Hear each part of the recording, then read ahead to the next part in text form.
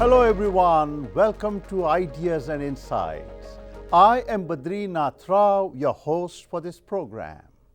Amid the cacophony of competing opinions about our common weal, there is a touching consensus about the alchemizing powers of business and entrepreneurship.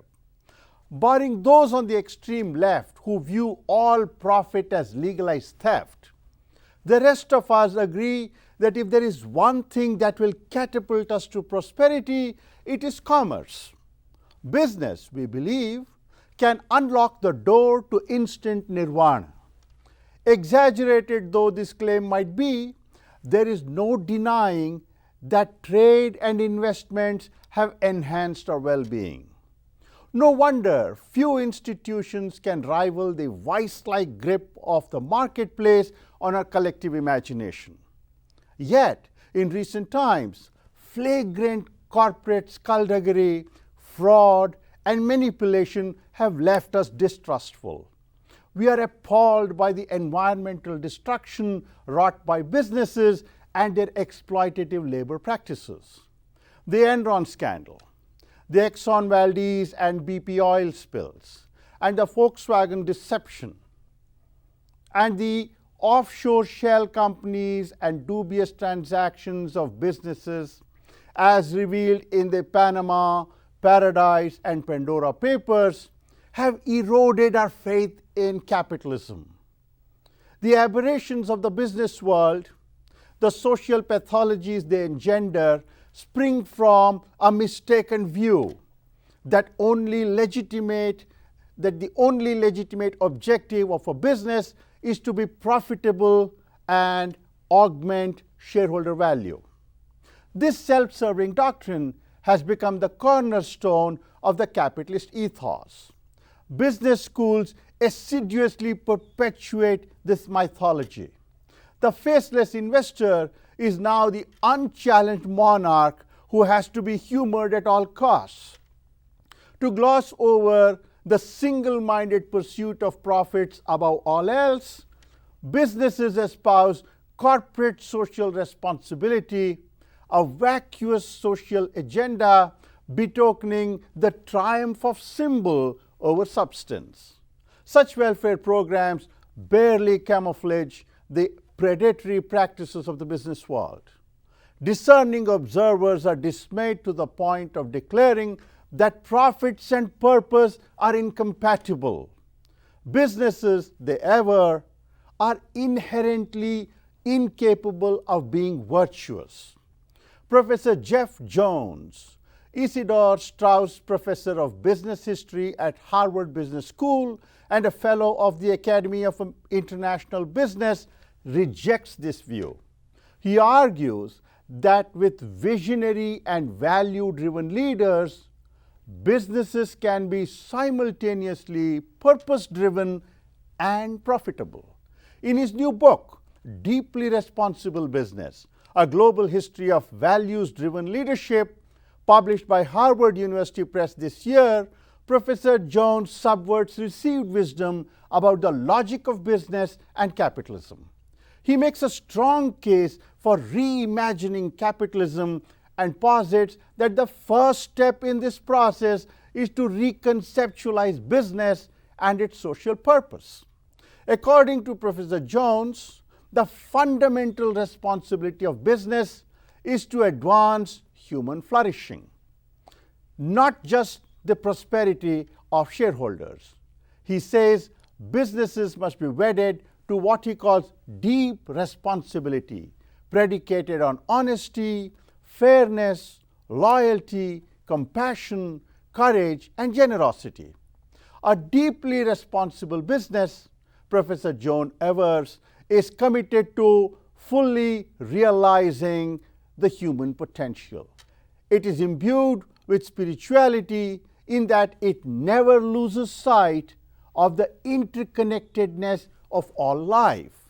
Professor Jones identifies three characteristics of deeply responsible business leaders. First, they choose an industry with some form of social value that is not actively harmful.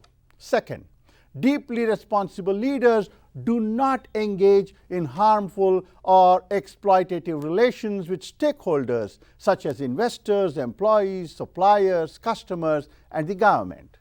They interact with purpose and humility.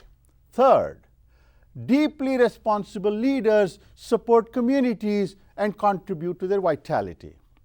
Lest you dismiss his ideas as eccentric or utopian, Professor Jones provides examples of deeply responsible business leaders worldwide who have successfully blended profits with purpose and made stellar contributions to their communities.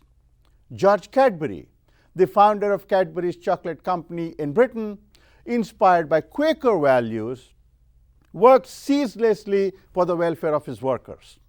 He treated his workers with dignity, established welfare policies, and provided affordable housing to the poor in Bourneville, a new township in Birmingham, UK. Edward Filene, the head of Filene's department stores chain in Boston, which much later became Macy's, was an American entrepreneur and philanthropist deeply devoted to the well-being of his employees. A proponent of equal distribution of wealth, he established credit unions to help the less privileged. Other illustrious business leaders include German industrialists Alfred Krupp and Robert Bosch, the Japanese business magnate Shibusawa Ichi, Jamshedji Tata and Lalbhai Kasturbai in India, and so on. They combined their staggering business acumen with an abiding commitment to enhancing the lives of people in their communities. A singular strength of Professor Jones' book is its measured appraisal of deeply responsible leaders. Professor Jones astutely notes their imperfections and explains why they matter. George Cadbury was controlling. Filene was abrasive and annoying. Alfred Krupp resorted to coercion in dealing with his workers. Along with Bosch, he collaborated with the Nazis.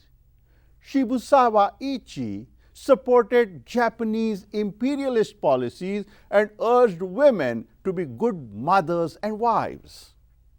Though initially well-intentioned, Anita Roddick, the founder of the iconic Body Shop, lied and ill-treated her workers.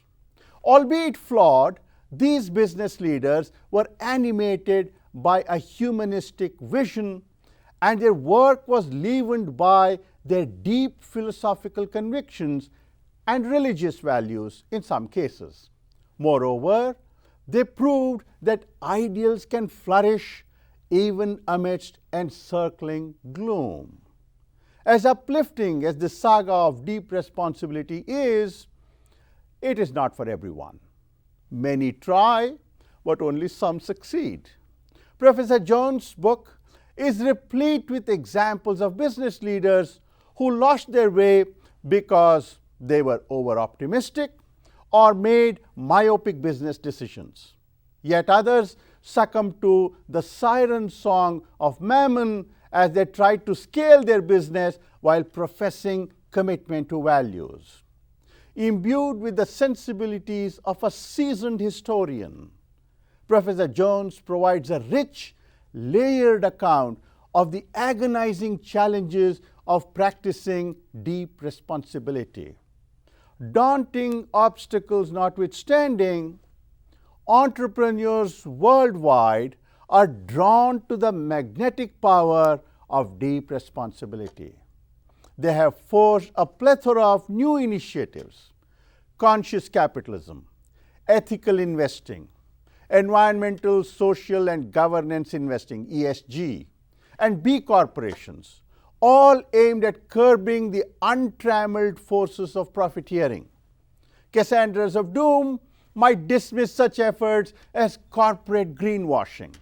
Yet, according to the Organization of Economic Cooperation and Development Report 2020, the total assets under management that incorporated some element of ESG review and decision making has reached $11 trillion in the United States and $17 trillion in Europe.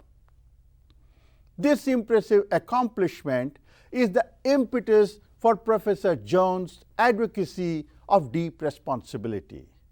He knows it cannot save the world, but it can certainly help.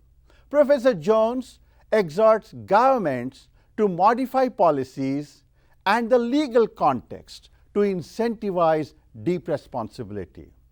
Business leaders also have a critical role to play. Professor Jones urges them to refrain from distorting policy making through lobbying. Business leaders must also avoid deliberately causing ecological and social damage to the people and the planet. They must be catalysts for innovative solutions and strive to create an ecosystem suffused with deep responsibility. Professor Jones joins me now to discuss the main themes of his book. Welcome to Ideas and Insights, Professor Jones. Thank you so much for being with us today. Thank you for inviting me. Let's begin with the most important issue that you raise in the opening chapter of your book. You say that the time has come for us to reimagine capitalism, and the first step in this process is to reimagine business and its social purpose. Why do you think this agenda is important? I think we have a world on fire with the climate crisis, with the crisis of inequality, racial injustice, and many of these aspects of this world, business is at the center of the causation and potentially the center of the solution. So the role of business, I think, is incredibly important in the grand challenges of today. And it's quite clear that the system as a whole is not performing to solve problems. You emphasize the importance of deep responsibility in your book, and you seem to have not much faith in corporate social responsibility. What is deep responsibility in business, and how does it differ from corporate social responsibility? Well, there are many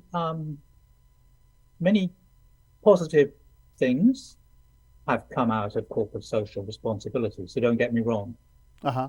But if you stand away and look at it, a phenomenon where you can do bad things or pollute the planet or whatever for 90% or 95% of your time and give away some good proceeds for 5% of the time is never going to seriously address all the problems we face.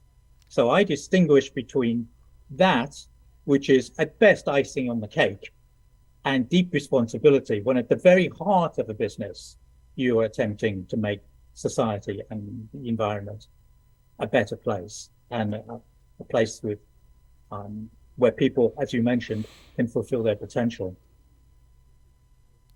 Let's now talk about the deeply responsible business leaders you discuss in your book.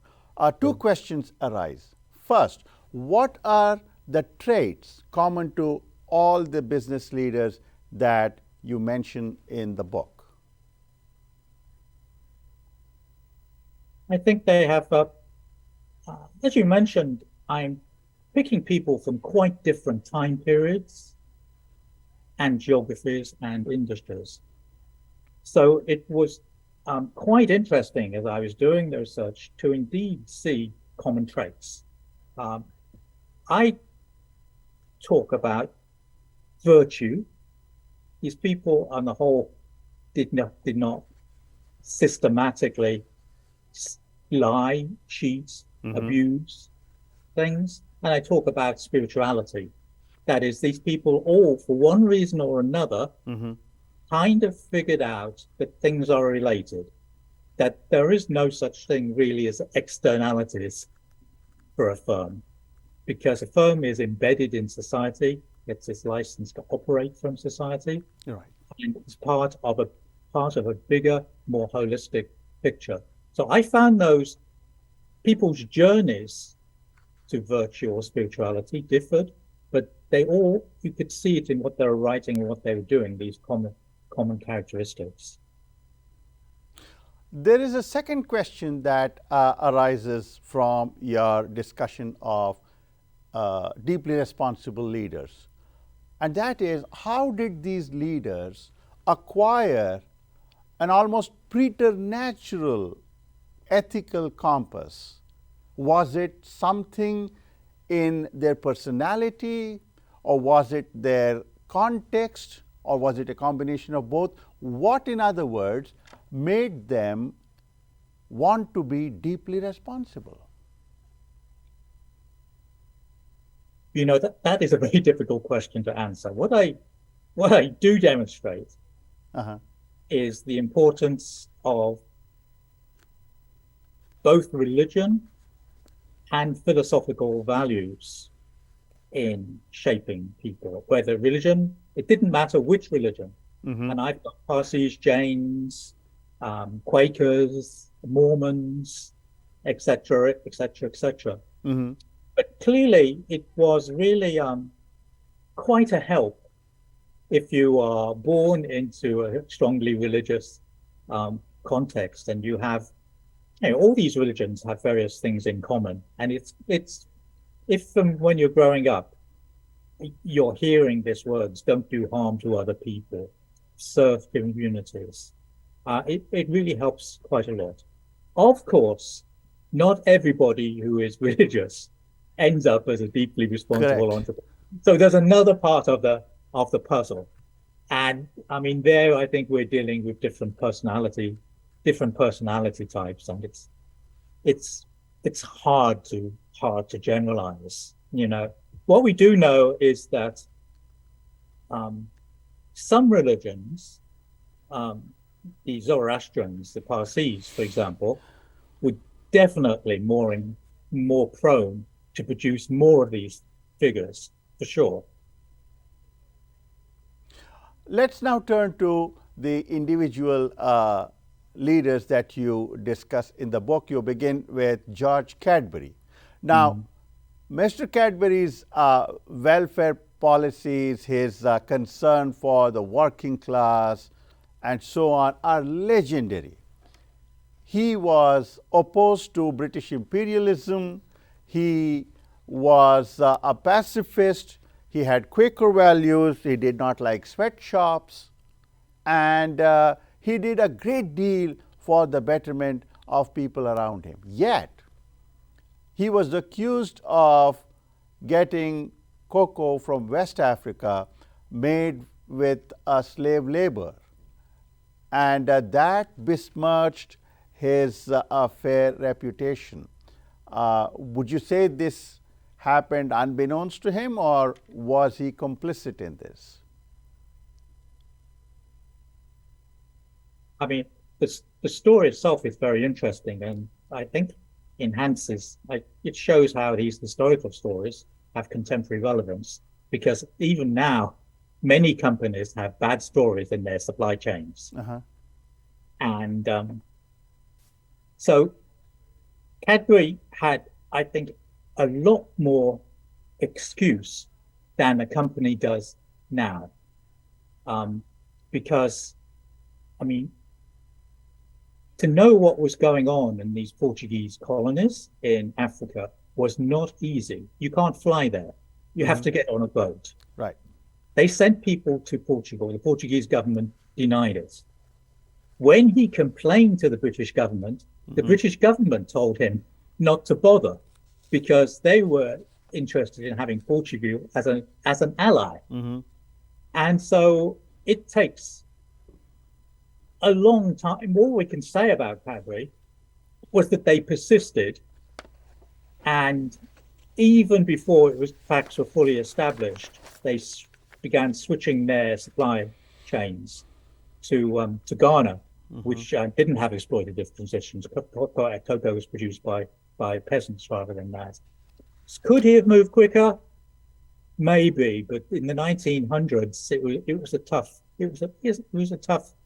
tough one, and particularly if your governments around you are all saying it's not a matter of your concern, and that I think was quite important. He sues the newspaper which accuses him and wins the case eventually as well. Let's now move to Edward Filene. He was a great proponent of industrial democracy, as he called it. He wanted to involve workers in the management of his stores. He wanted to give them a voice. He started credit unions. Yet, if you look at where his enterprise is today, Macy's has, of course, changed hands. His legacy is almost completely forgotten. In fact, even during his own lifetime, he characterized his life as the failure of a successful millionaire. He was quite harsh on himself. What do we make of the fact that, as useful as these deeply responsible leaders are, oftentimes after they pass away, their legacy dies with them. They are forgotten, and it's business as usual. It happened with Cadbury's, it happened with Filene. How would you assess Edward Filene's contributions, and how would you look at him today? Well, there's a number of aspects to that issue. His legacy outside the firm was greater than his legacy inside the firm. Credit unions haven't gone away. Something like, I think 90 million Americans belong to credit unions, and he almost single-handedly created them. The think tank, he was obsessed with truth and finding the facts of the situation. And the think tank he created, 20th Century Foundation, is still in existence. So parts of his legacy outside the firm continued. And one of the things I argue in the book is what these people do outside the firm is almost or more sometimes important as what they do inside the firm. Cadbury too put enormous amount of money and time into campaigning for state pensions in Britain, and they got state pensions in Britain, and they still have state pensions. So why are these people forgotten? Well, I don't know. You know, it's a cruel world, and you know, people. And one aim of my book is actually to remind people of these people, to celebrate their stories. Really, that's what your book does, and does very well, I might add. And you're right, their legacy may be forgotten, but their contributions set in motion a whole slew of social forces and developments whose benefits we are reaping even today. Let me explore this issue further in a slightly different context. Let's now talk about Alfred Krupp and Robert Bosch. Now, both of them, again, had their heart in the right place. They were very supportive of their workers and so on. But Alfred Krupp and Bosch collaborated with the Nazis. They profited from slave labor, from the labor of prisoners of war, concentration camp inmates, and so on. And in fact, Alfred Krupp was convicted for his Nazi collaboration and for taking the property of Jews. Now, this doesn't do much to their credit. The question now is, did they do it because they didn't have a choice, or was it their conviction that the Nazis were good and should be helped? So Krupp is in the book, but he's not in the book actually as a deeply responsible, but as a counterpoint to Robert Bosch.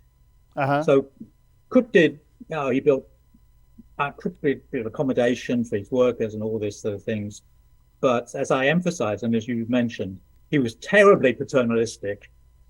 Now, Bosch is interesting and a more complex character, because while Krupp, for example,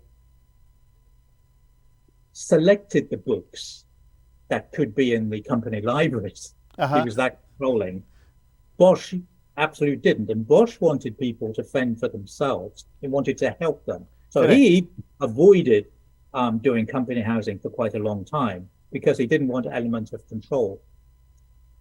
And the story in the 1930s, the Nazi regime, is fascinating and points to, I think, some bigger tensions about responsibility. So Bosch disliked the Nazis, and remarkably, his company hid members of the German resistance as well as Jews. They protected them, and they played a very daring game. His chief executive joined the Nazi Party, while at the same time they were helping and protecting the German resistance. The paradox is that because they're producing automobile parts, they were also selling to the Nazis and didn't end up ending slave labor. And the question I struggled in with the book is, what is the net result, judgment, on a firm like Bosch? On the one hand, you are protecting Jews and helping the German resistance. On the other hand, you're selling product to the regime. How do we balance these things? And I think I couldn't find a way philosophically to balance it. But they were not hypocrites, and his CEO, 20 years later, is recognized by it. He gets the same award as Oskar Schindler as a friend of the Jewish people. So, and Israel doesn't give out those rewards if they have any doubt at all that they're looking at collaborators. Of course, the wider issue is, how should business respond in the face of a murderous and unpleasant regime? And that's something firms have to face today in many contexts as well. And it's not easy, and it's not straightforward, really. Let me now turn to something that really stood out for me as I read your book. The deeply responsible leaders that you talk about, every single one of them was committed to the welfare of their employees, their laborers, and so on, and did a lot in their time to help people who worked for them. However, be it Alfred Krupp or Shibusawa Ichi or Birla and Bajaj in the context of India, George Romney here in Michigan, or John Mackay, the founder of Whole Foods, they were all opposed to trade unions. And perhaps they didn't believe in collective bargaining. I find that striking. On the one hand, you are so solicitous of the well-being of your workers, but on the other, you don't want to give them the right to form a union. How can we understand this contradiction? So not all of them are opposed to union. First, Cadbury and Filene, for example, allow unionized workers, unlike most of their peers at the time. Some of the others were in contexts where like, interwar India, where unions were just not, uh, hardly anybody, hardly any businesses employed them. So, I mean, they were just figures of their time. In some cases, I think like John Mackay of Whole Foods Market, they thought they could do better. Their workers would do better not being in unions, and they knew better. But as I think you said towards the beginning, this is not a book of heroes, not a book of saints. It's a book about people traveling, I think, in the right direction. And each one, I was rather careful to be extremely explicit about Yes, you about were.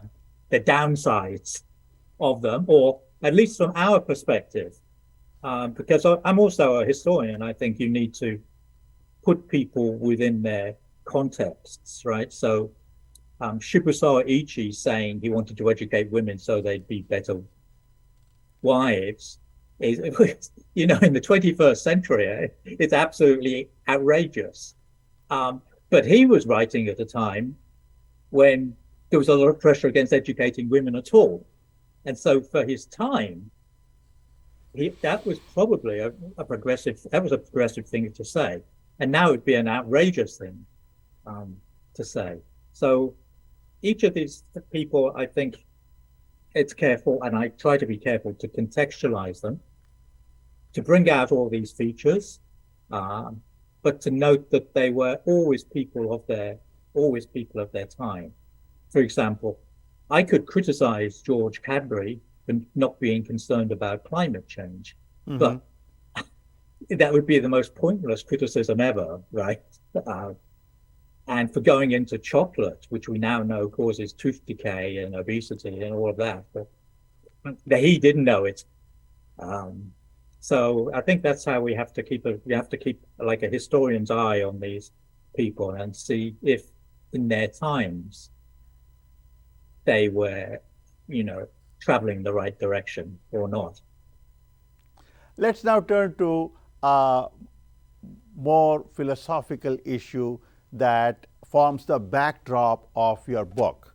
A central tenet of capitalism lately has been that shareholder value has to go up and businesses must work exclusively for the benefit of the shareholder. Professor Milton Friedman has been the most vocal exponent of this view. You obviously disagree, and you point out that it is a misreading of Adam Smith, the putative father of capitalism, to say that even Adam Smith believed in the invisible hand of the market. Instead, you point out that Adam Smith was of the view that market outcomes are always good when businessmen are guided by ethical concerns. The question then is, when and how did shareholder capitalism gain prominence, and how did we get to this point? Yes, you're right. That's one of the things the book makes clear is that this view that the purpose of a firm is to maximize shareholder value has never been the norm until really the 1970s, from the 1970s and 1980s. And I talk a lot about post-war United States, and you've got all the big companies. They wouldn't dream of saying the purpose of a firm is just to maximize shareholder value. They're all talking about serving the community, helping the country, or all of that sort of thing. It's a completely different world. So Milton Friedman is important here. And as I say, it's paradoxical in a way, because Friedman was writing in the context of the Cold War, and he saw companies' investment in the community and everything as like an aspect of socialism, and a warning it was going to threaten the free society unless companies kept to doing their own business. the paradox is these views continue after the Cold War had gone.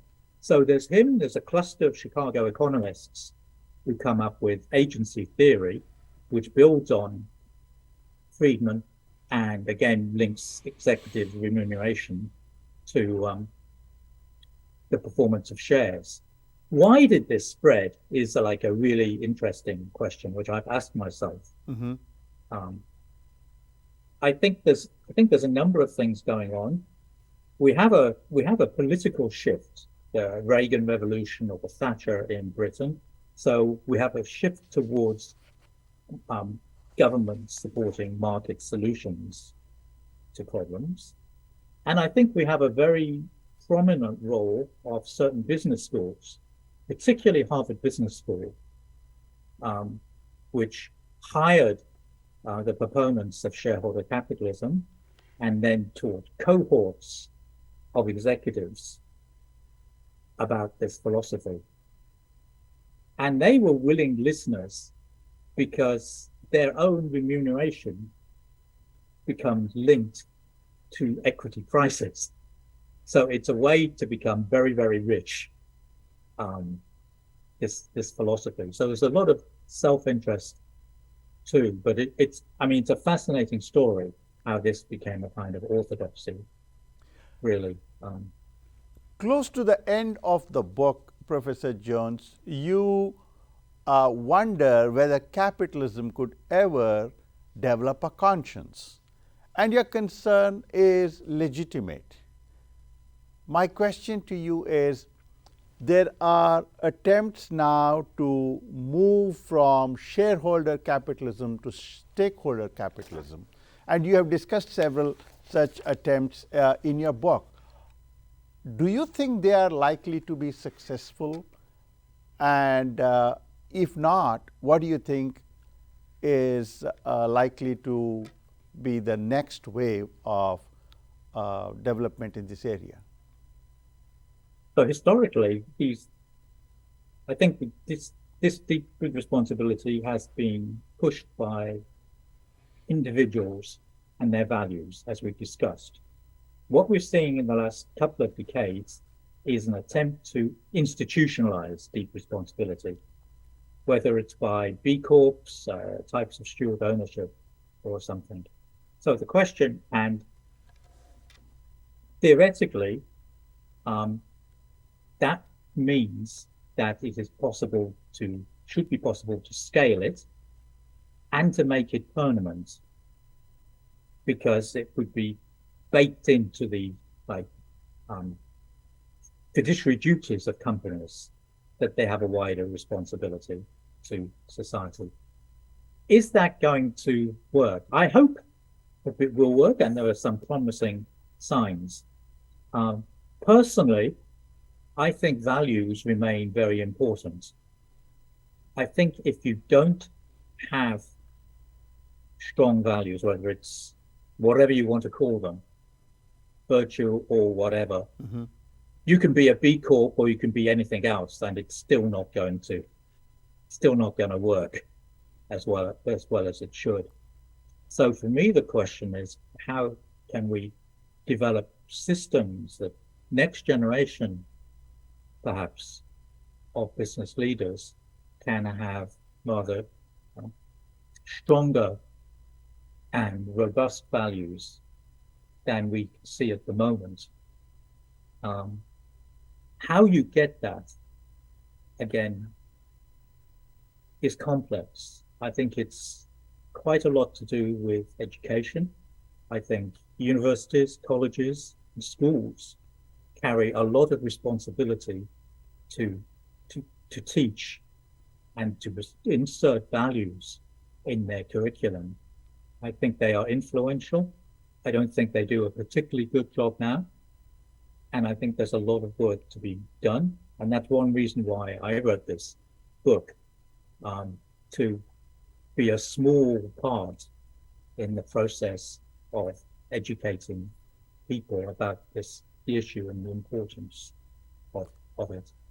I will come to the question of education momentarily. Incidentally, talking about education, Harvard Business School, your institution, has played a pivotal role in teaching generations of students about the primacy of shareholder capitalism.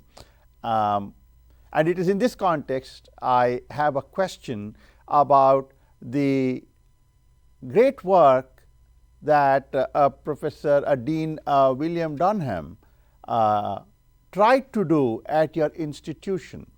He wanted business to pay more attention to social responsibility. He wanted business students to develop creative and critical thinking faculties. He thought they should be exposed to philosophy, history, and so on. And he got some great scholars. You mentioned in the book philosopher Alfred Norman Whitehead and some others. But then neither students nor faculty warmed up to his initiatives, and his efforts, I want to say, were almost a complete waste. What do you make of that? Well, yeah.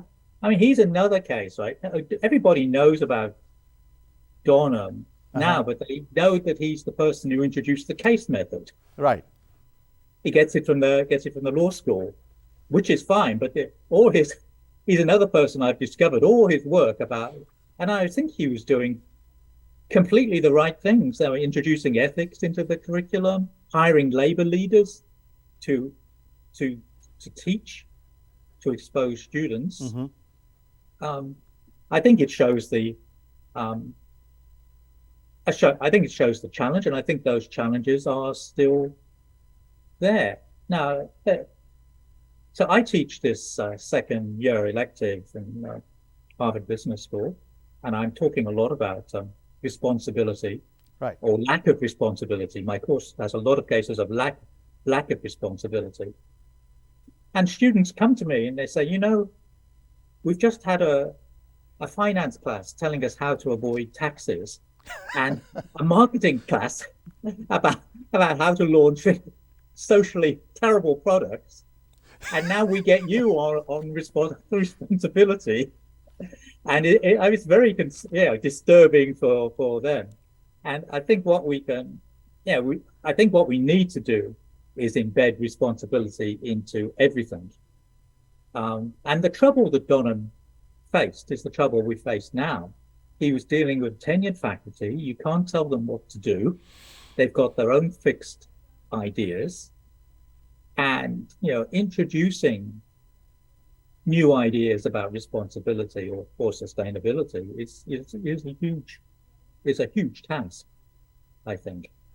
So I think the Dunham experience is just showing us how hard it is, and he didn't achieve it.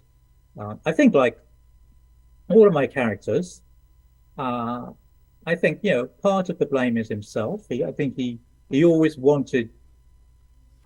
I think he could have pushed harder.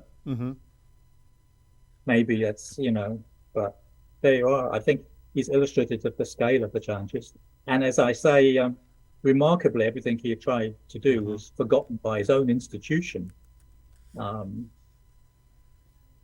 Anyway. Let's now move to another question that you have dealt with at length, particularly in the context of the Anita Roddick case.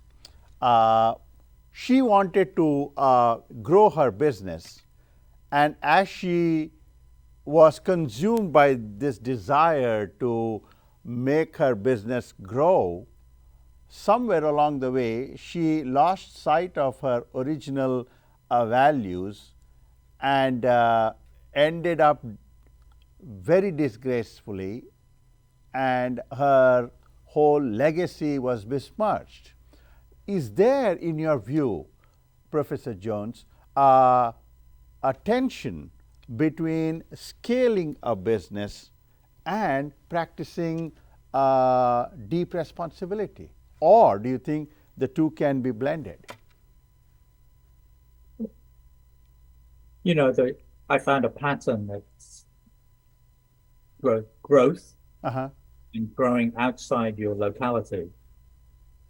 both put enormous amount of pressures on deep responsibility. Right. It's kind of a slippery slope problem, and that going forward, I think, is a big challenge. How we can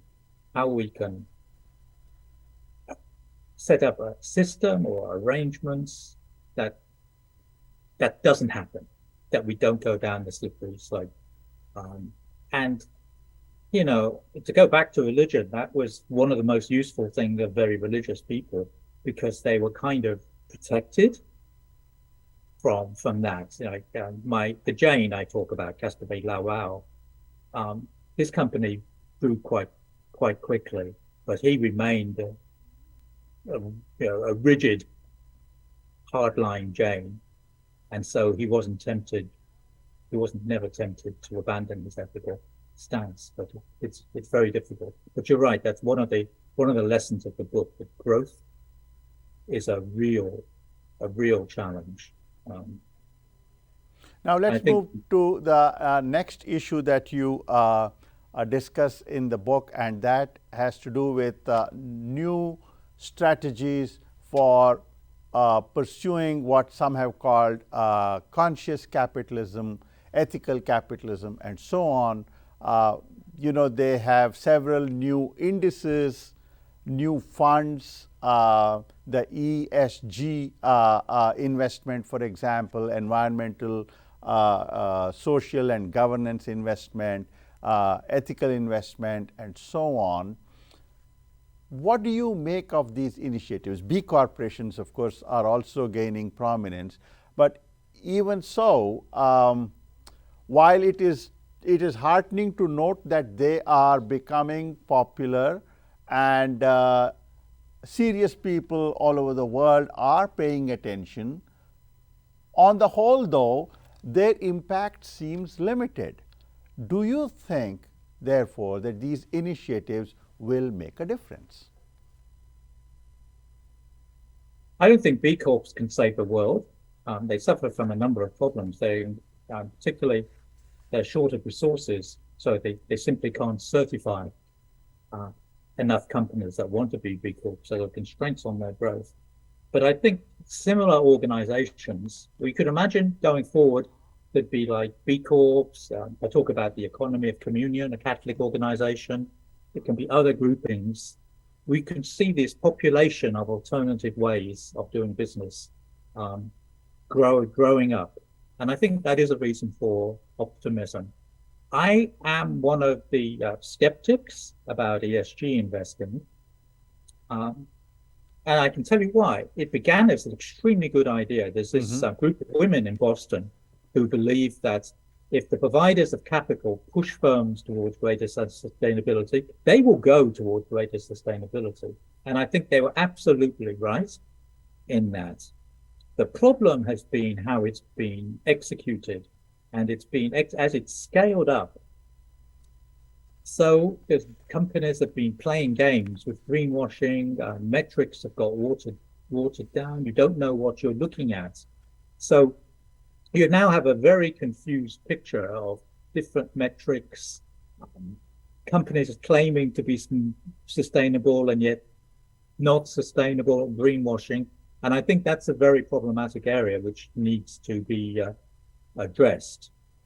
I think we need mandatory auditing of sustainability reports, for example.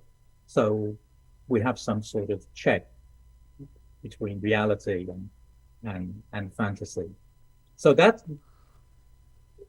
it's kind of interesting. It's raised the profile, but I see a lot of dangers there. These things like B Corps and their equivalent, I think are moving in the right direction. The question is, they remain minions in a vast sea of companies, most of whom are not moving in the right direction.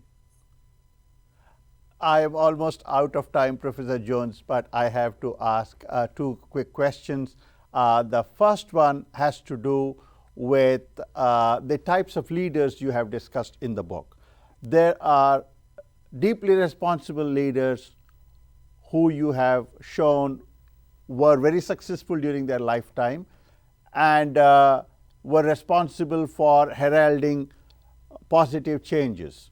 Then there were other deeply responsible leaders like William Norris, for example, or Anne Wong, who you talk about, who wanted to do good for his people in the city of Lowell in Massachusetts. But their efforts came to a naught. The question then is, why do some deeply responsible leaders succeed where others fail? Well, I would say that in general, the book showing that deep responsibility is not easy. It's challenging. The people around you often don't share those values. So for everyone, it's a bit of a challenge, I think. Why do some succeed and others fail? Sometimes personal failure. An Wang had this problem about he's too loyal to his son, who was not much use, and the company goes bust.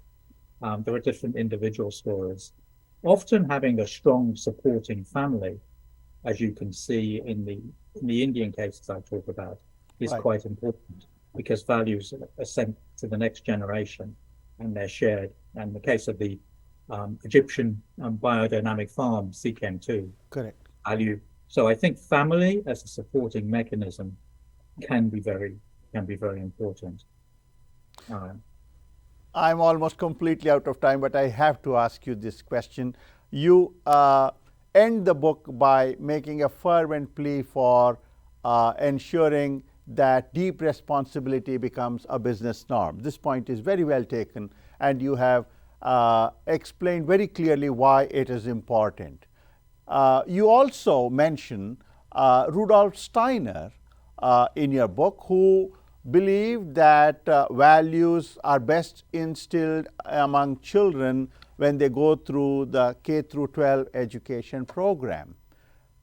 Now, if that is true, then if we look at our own K through 12 education, there is not much about deep responsibility values that our children are getting.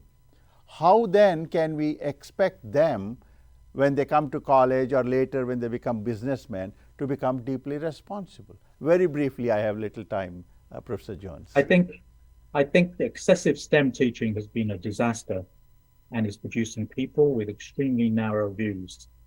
The challenge is that we live in a secular age where there are not widely shared religious values. So what values are we going to teach? What are the values of the 21st century that we're going to teach our children? And that's, I think, is an open question. Professor Jones, thank you so much for your time. It was a great pleasure talking to you. I appreciate your insights. I appreciate your time. Thank you very much. Thank you for having me. That's it for this episode of Ideas and Insights. Thanks for joining us today. In the coming weeks, we will discuss the return of the Taliban, Afghanistan after the Americans left, published by Yale University Press this year. The American military invaded Afghanistan in 2001, soon after the 9/11 terror attacks, and overthrew the Taliban government. 2 decades later, the Taliban returned to power in August 2021. Afghanistan is now reeling under widespread food insecurity, soaring inflation, and social and political instability. Women and minorities are particularly vulnerable. The return of the Taliban offers a groundbreaking account of Afghanistan under the new Taliban government. Its author, Professor Hassan Abbas, examines the resurgent Taliban as ruptures between the moderates and the hardliners in power continue to widen. Professor Abbas traces the trajectory of the Taliban since its inception and analyzes its challenges as it develops and consolidates its grasp on Afghanistan. Join us for an exciting discussion in the coming weeks. Until then, stay safe and goodbye.